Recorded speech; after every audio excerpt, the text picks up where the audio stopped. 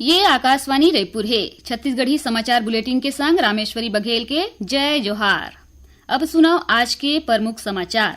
प्रधानमंत्री हकीन है भारत ला विकसित बनाए में माईलोगन के बड़का भूमिका होही। 11 बछर ले माईलोगिन के अगुवाई ऊपर दे जावत है ध्यान। IIM रायपुर में विष्णुदेव साय मंत्रिमंडल के 2 दिन के चिंतन शिविर के शुरुआत। आज कतकोन विषय ऊपर होइस गोठबात। अवैया 24 घंटा में 1-2 जगह गरज चमक के संग छींटा पड़े के संभावना। कुछ एक जगह हवा गरेर और गाज गिरे के घलो चेतावनी। अब समाचार विस्तार ले।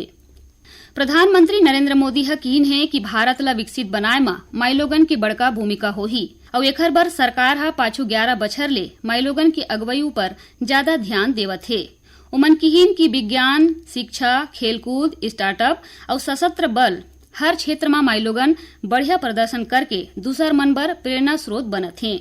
राष्ट्रीय जनतांत्रिक गठबंधन NDA सरकार के 11 बछर पूरे के मौका में सोशल मीडिया पोस्ट में प्रधानमंत्री हकीन कि NDA सरकार हा विकास में माईलोगन के सशक्त भूमिका बर कतकोन उदिम करे है, जेमा स्वच्छ भारत अभियान, जनधन खाता ले वित्तीय समावेशन और जमीनी स्तर में माईलोगन के सशक्तिकरण शामिल है। श्री मोदी हकीन है कि उज्ज्वला योजना ले घर ला धुआं मुक्त बनाए में मदद मिलिस। प्रधानमंत्री यहू किहीन की मुद्रा ऋण ले लाखों माईलोगन के उद्यमी बने के सपना पूरा होइस। प्रधानमंत्री आवास योजना के तहत माईलोगन के नाव में घर ले के प्रावधान ले सुरक्षा और सशक्तिकरण के भावना बढ़ी से। इति श्री मोदी बेटी बचाओ बेटी पढ़ाओ अभियान ला बालिका संरक्षण के राष्ट्रीय अभियान बताइन है। सेवा, सुशासन और गरीब कल्याण के सिद्धांत ले प्रेरित होके भारत एक दशक में सुघर बदलाव करे है।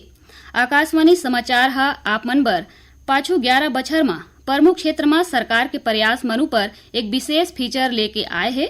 नारी शक्ति की यात्रा ऊपर माईलोगन मन ला जीवन के हरेक क्षेत्र में सशक्त बनाए जावत है। पाछू दशक में सशक्तिकरण के प्रति भारत के नजरिया में बदलाव आए है। सरकार के प्रमुख पोषण योजना मिशन पोषण के दूसरा चरण लइका, किशोरी और महतारी ऊपर केंद्रित है।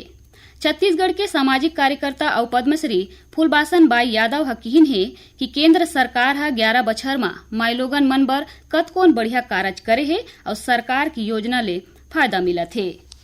मुख्यमंत्री विष्णुदेव साय और उखर मंत्रिमंडल के सदस्य मन के 2 दिन के चिंतन शिविर आज ले भारतीय प्रबंध संस्थान IIM रायपुर में शुरू हो गए है। सुशासन और अभिसरण विभाग डहर ले IIM के सहयोग ले 2 दिन के चिंतन शिविर के आयोजन करे जावत है। शिविर ले संबोधित करत मुख्यमंत्री हकीन कि चिंतन शिविर जैसन प्रशिक्षण सत्र सरकार ला नवा दृष्टिकोण और नीति निर्माण प्रक्रिया ला सशक्त बनाए के मौका देथे। ऐसन आयोजन ले मंत्रिमंडल ला सुशासन और परिवर्तनकारी नेतृत्व के गुर सीखे के घलो मौका मिलथे। शिविर में उद्घाटन सत्र के बाद आज परिवर्तनकारी नेतृत्व और दूरदर्शी शासन, संस्कृति, सुशासन और राष्ट्र निर्माण और सक्षमता ले सतत तक विकास बर सार्वजनिक वित्त ऊपर पुनर्विचार ऐसन विषय ऊपर चर्चा करेगी।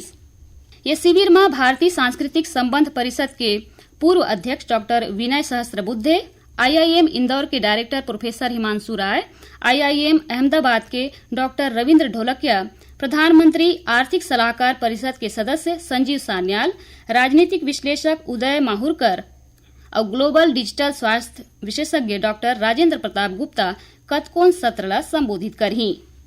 केंद्रीय कृषि मंत्री शिवराज सिंह चौहान हकीन है कि कृषि क्षेत्र के विकास बर झटकुन उगैया फसल ऊपर चेत लगाना जरूरी है।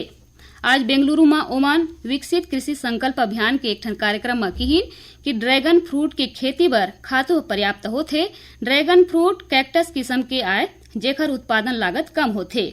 ओमन किहिन की विकसित भारत बर विकसित कृषि और समृद्ध किसान चाहिए जेकर ले हमन ला जैविक उत्पाद मिलही, जौन हमार स्वास्थ्य बर बने रही और कतकोन प्रकार के खेती करके सालाना बढ़िया आय घलो कमा सकथे। विकसित कृषि संकल्प अभियान के तहत ये बेरा छत्तीसगढ़ में घलो आने आने जगह में कृषि वैज्ञानिक मन के टीम किसान मन ले सोझे गोठबात करत हे और ओमन ला खेती किसानी के बारे में नवा तकनीक के जानकारी देवत हे। कृषि मंत्री रामविचार नेताम काली सरगुजा जिला के उदयपुर विकासखंड में आयोजित विकसित कृषि संकल्प अभियान के तहत कार्यक्रम में शामिल हुई। ये मौका में मन की कि अभियान के मुख्य उद्देश्य किसान मन ला वैज्ञानिक खेती, सरकार के प्रमुख योजना, उन्नत कृषि यंत्र के उपयोग, जैविक खेती पर जागरूक करना है। ओमन किसान मन ले वैज्ञानिक तरीका और उन्नत तकनीक ला अपनाए के अपील करीन है। ये बेरा कार्यक्रम में किसान मन ला बीजा घलो बांटे गीस। यही बीच कृषि वैज्ञानिक मन के टीम आज रायपुर जिला के आरंग विकासखंड के खौली और कोसरंगी गांव पहुंचिस। आकाशवाणी ले गोट बात करत राष्ट्रीय जैविक स्ट्रेस प्रबंधन संस्थान के वरिष्ठ वैज्ञानिक डॉक्टर लता जैन ह बताइन कि किसान मन ला खेती किसानी के जानकारी देगीस। छत्तीसगढ़ी समाचार बुलेटिन आप मन आकाशवाणी रायपुर ले सुनत हव। छत्तीसगढ़ के खबर ले है आपकी वास्ता और खबर के विश्वसनीयता ले है हमार वास्ता। आकाशवाणी समाचार रायपुर के प्रादेशिक समाचार बुलेटिन के संगे संग हमार समसामयिक कार्यक्रम आप रेडियो के संग अपन मोबाइल में घलो सुन सकत हो। आकाशवाणी समाचार फेसबुक, ट्विटर और यूट्यूब में घलो हावय। हमार फेसबुक पेज हरे Chhattisgarh news on AIR, Twitter handle CGAIR news और हमार यूट्यूब चैनल हरे छत्तीसगढ़ AIR न्यूज। तो अब रेडियो के संगे संग आपके मोबाइल के माध्यम ले हम आप तक पहुंचत हन। छत्तीसगढ़ के हर खबर पर सुनत रहो आकाशवाणी समाचार। आगू बाढ़थन बाँचे समाचार कोती। मुख्यमंत्री विष्णुदेव साय कीन है कि आमा के खेती किसान मन की आय ल बढ़ाए बर जरूरी है। किसान जतिक ज्यादा आमा के पौधा लगा ही ओतके ज्यादा फायदा होही। मुख्यमंत्री है काली राजधानी रायपुर के कृषि विश्वविद्यालय में आयोजित राष्ट्रीय आम महोत्सव ला संबोधित करीन। ये बेरा में ओमन किहिन कि ऐसा उत्सव ले फल और उद्यान की खेती करैया किसान मन ला प्रोत्साहन मिलही। ये मौका में मुख्यमंत्री है प्रदर्शनी के अवलोकन करीन। ये बेरा ओमन कृषि विश्वविद्यालय के न्यूज लेटर की घलो विमोचन करीन। कार्यक्रम की अध्यक्षता इंदिरा गांधी कृषि विश्वविद्यालय के कुलपति डॉक्टर गिरीश चंदेल करीन। उप मुख्यमंत्री और गृह मंत्री विजय शर्मा हा माओवादी मन ले अपील फेर करे हैं। ओमन किहिन है कि केंद्र और राज्य सरकार हा अभी घलो माओवादी मन ले कोनो भी तरह के गोटबात करे बर तैयार है। ओमन फेर अपील करीन कि माओवादी मन समाज के मुख्य धारा में लौटें। ओमन यहू किहिन कि छत्तीसगढ़ सरकार माओवाद उन्मूलन बर प्रधानमंत्री और केंद्रीय गृह मंत्री के मार्गदर्शन में कार्य करत है। महासमुंद जिला के बागबाहरा थाना में गोलीबारी के मामला में पुलिस हा पर्यटन मंडल के पूर्व सदस्य और कांग्रेस नेता अंकित बागबाहरा ला गिरफ्तार कर ले है।